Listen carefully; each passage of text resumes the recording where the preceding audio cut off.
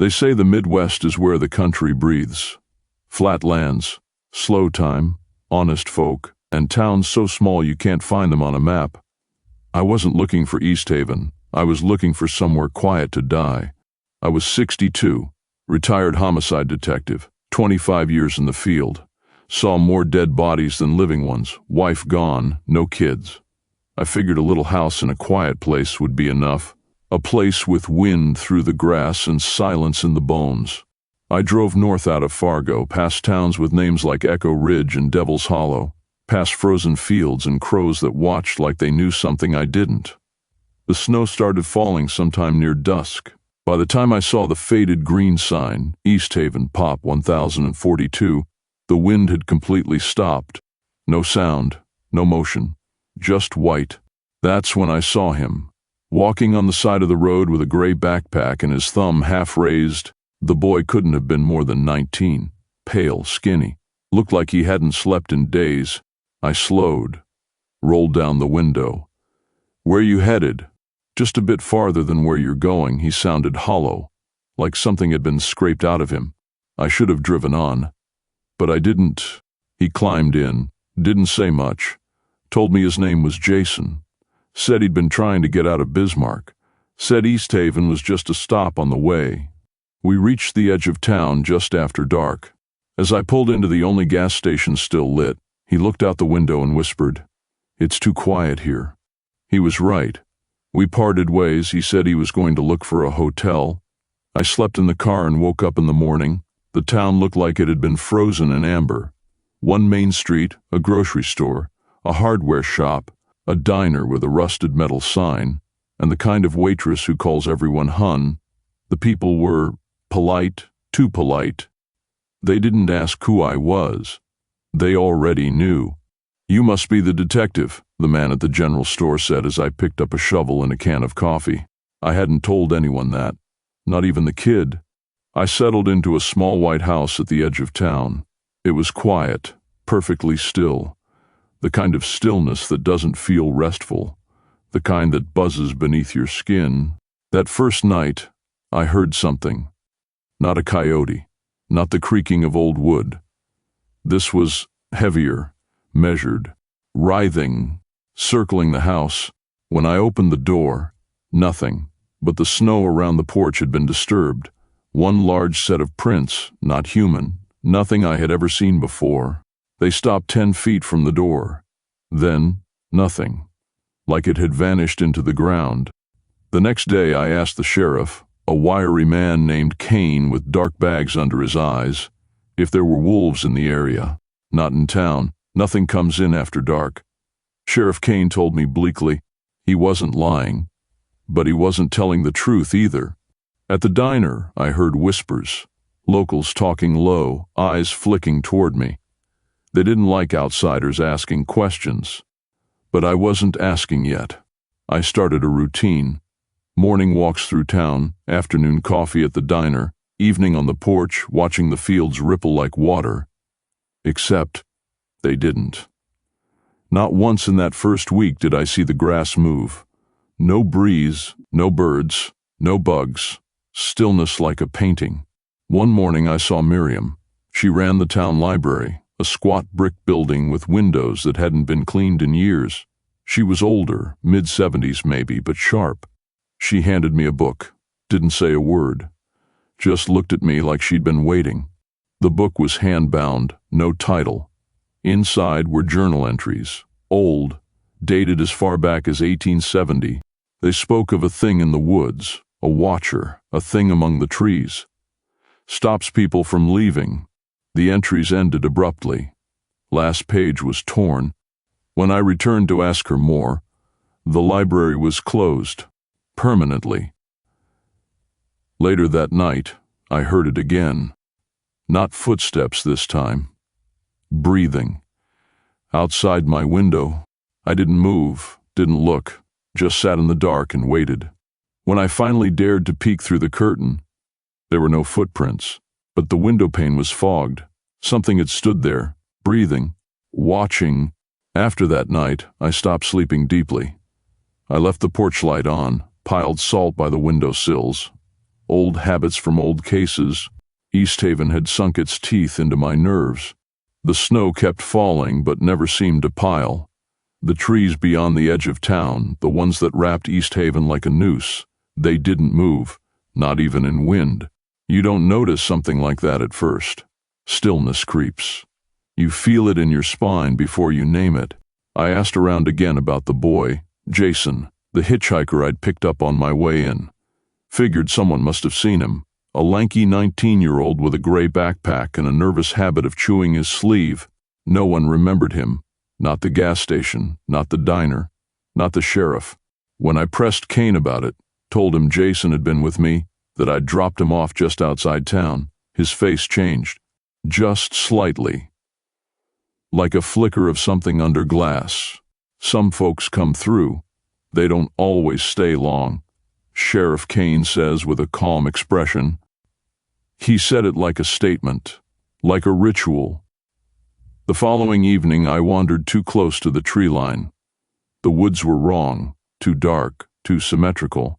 Every tree evenly spaced, like they'd been planted by something that didn't understand nature, just the idea of it. The moment I crossed the first layer of pine, I heard it, a low groan like trees shifting, but they weren't.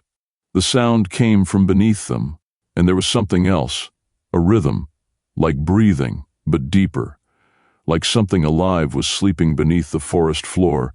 I backed out slowly. Back at home, I found something waiting for me. On my porch swing, Jason's backpack, zipped shut, frozen, inside his coat, a journal, and a scrap of paper tucked into the front pocket, damp with melted snow, scrawled in jagged handwriting, "Don't let them make you part of the rhythm." I read through the journal cover to cover. Jason had been traveling across the Midwest, never staying in one place more than a week, writing about dreams. He mentioned Easthaven twice, once in a dream before he ever arrived, and again the day before I picked him up.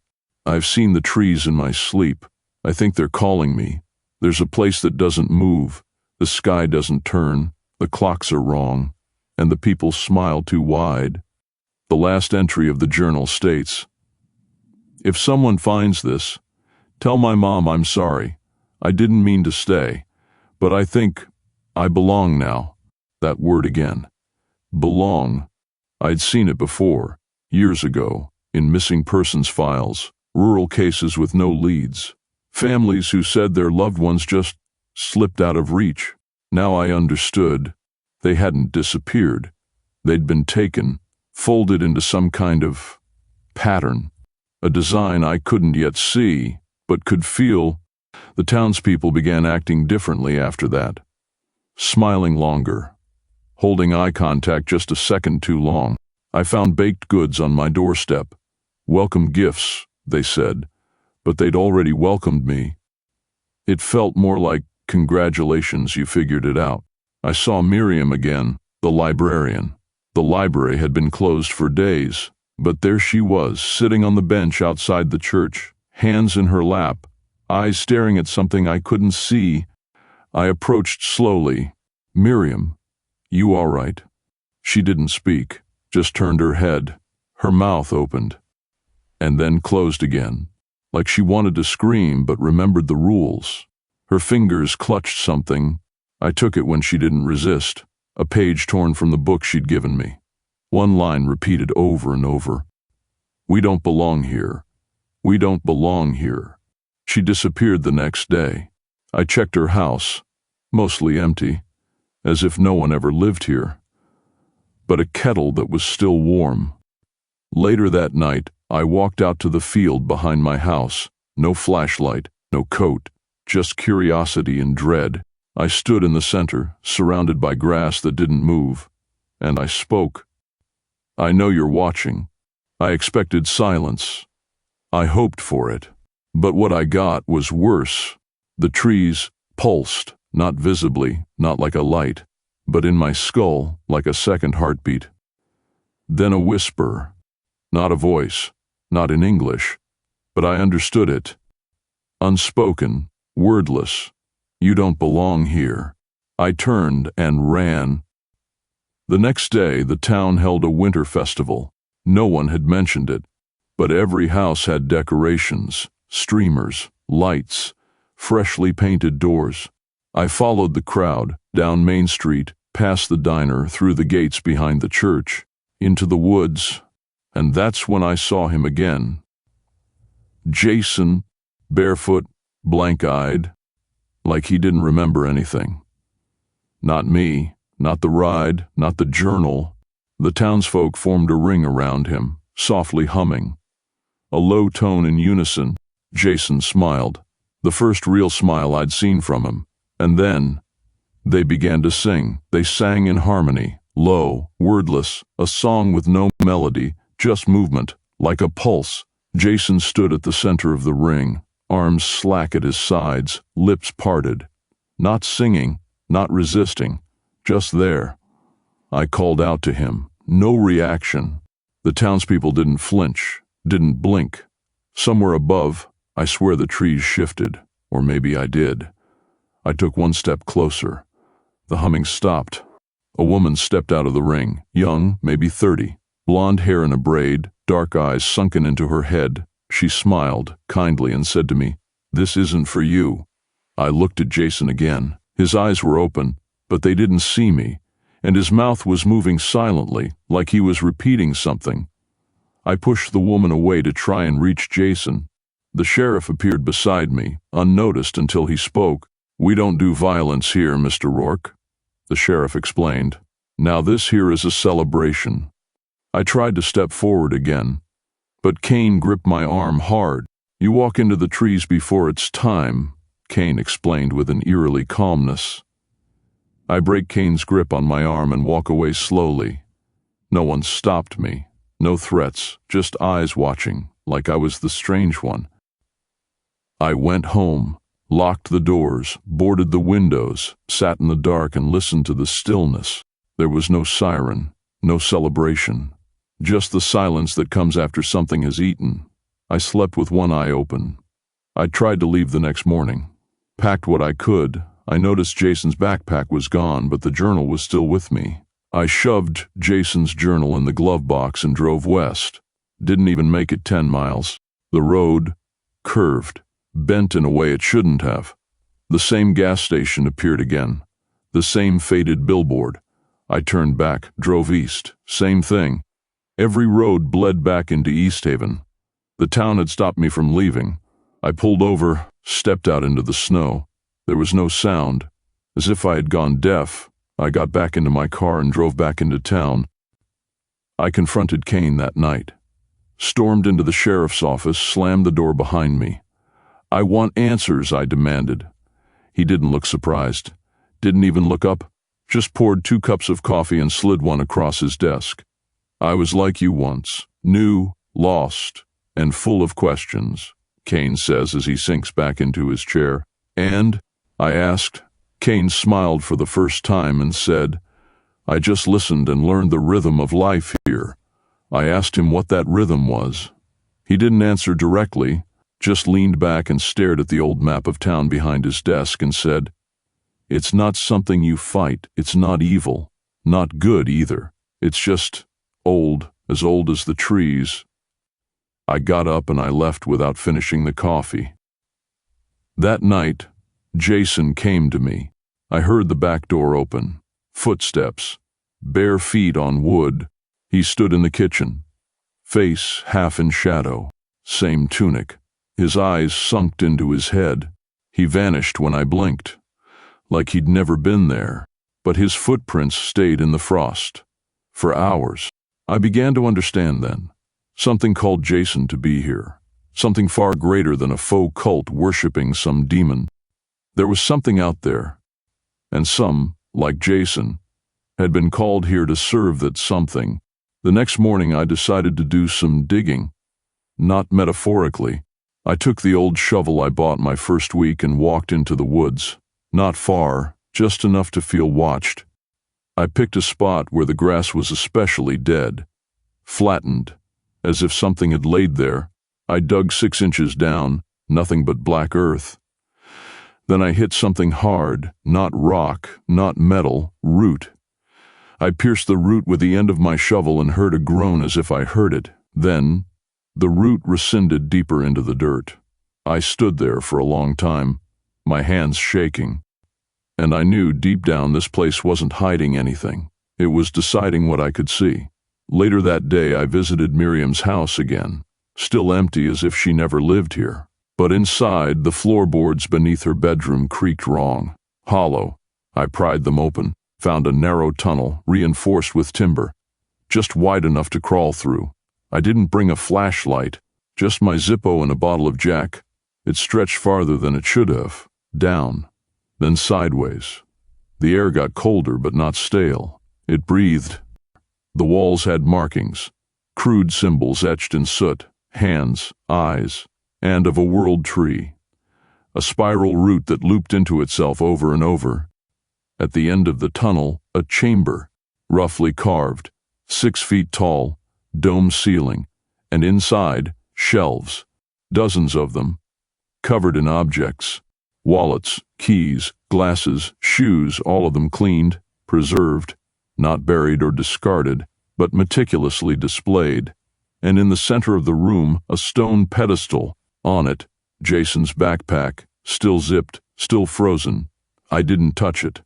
As I turned to leave, I heard it, not footsteps, scraping. From behind the wall, long, slow, like something circling the room just beyond the stone. The sound of roots writhing in the dirt. Then it stopped, and I heard Jason's voice. "The trees are one. We are one."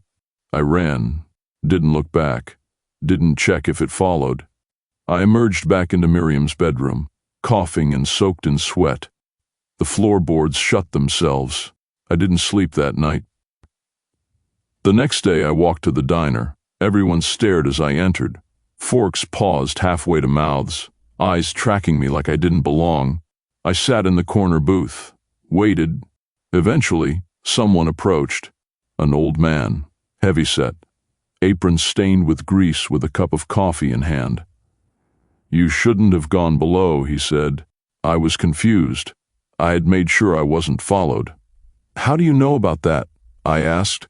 He looked over his shoulder and back to me. "Some of us were born to the rhythm of life here. Others drift into it. It doesn't like being seen too soon." "It?" I asked. The old man sipping his coffee. "It's the trees. They have a way of keeping us here." I leaned forward. "Is Jason still alive?" He paused, then looked me straight in the eyes. "He's becoming one with the trees." Later that night, the power went out. First in my house, then the whole street, then the whole town. I walked outside. For the first time since I arrived, there was wind. But it wasn't moving the trees. It was shaking them, like they were trying to uproot themselves. I followed the sound, through the dark streets, past frozen homes, down into the woods. I made it back to the clearing, and there they were, the townspeople, standing in a circle, with Jason in the center, arms raised, mouth open wide, too wide, as if his jaw was broken, and above him, the tree line. But it wasn't just trees anymore. It was watching. The trees bent, like lenses, like eyes. And Jason, he was glowing, not brightly, faint, like heat shimmer on asphalt. The people sang again, low, unified. Jason's body began to shake. Then a root emerged from the forest and began to lift Jason. Cain appeared beside me again, like he always does, and said quietly, almost as if he's ashamed of what he is saying, "He's the offering." I looked over to him and said, "You told me he chose." "Well, most of them do." Cain calmly explained. My jaw clenched, but the words came pouring out, "And if they don't?" Cain looked at me. Really looked. No smile, no threat, just a tired gaze, and said, "They never really had a choice." There was no scream, no flash of light, no explosion of violence. Just Jason, being pulled into the woods by the root. The townspeople parted without a word. I stood at the edge, hands frozen at my sides, heart still, like it was waiting for a beat that would never come. "You feel it, don't you?" Kane asked calmly. I didn't answer. Because I did. It was in my spine, behind my teeth, a pressure, not pain, not quite, but like something underneath the world was pulling. It passed through me, not over, not around. Through. My thoughts slowed, not from fear, but because fear itself was becoming irrelevant. Jason wasn't the focus anymore. He had simply been the key. The trees wasn't fed with flesh. It didn't want sacrifice. It wanted recognition.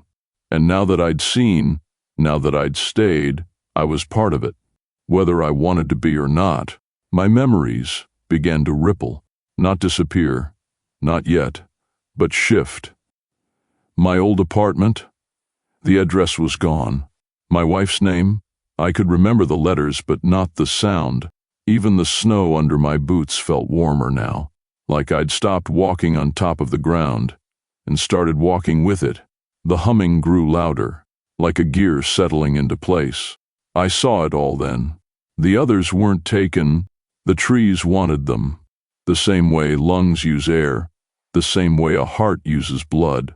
And now I had a place in it too. I don't know how long I stood there. Could have been minutes. Could have been days. When I opened my eyes, the circle was gone. The clearing was empty. No sign of Jason. No Kane. No townsfolk. Just me. And the song, still humming in my chest. I never left Easthaven. Not really. I drove out one morning, watched the trees blur past the window, felt the road vibrate beneath the tires. But when I blinked, I was back on Main Street, same broken street light, same crooked mailbox outside the diner. I tried again, and again, west, south, east. Didn't matter. The trees don't let go once they know your name. Boarded up my windows at first, then took the boards down when I realized I wasn't scared anymore. I started work as the town's detective alongside Kane. People go missing now and then, but that's not what we write on the reports. Moved, relocated, family emergency. No one questions it. No one has to. It's been 6 months, or 6 days, or 6 years. I don't know anymore. Time here doesn't move right. Neither do I. Sometimes I hear other voices at night, people screaming, begging to be let out. I don't scream anymore. I just listen.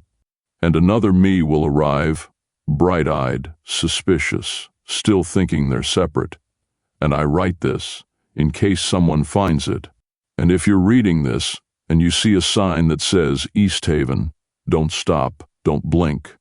And whatever you do, don't listen to the trees. They're not trees.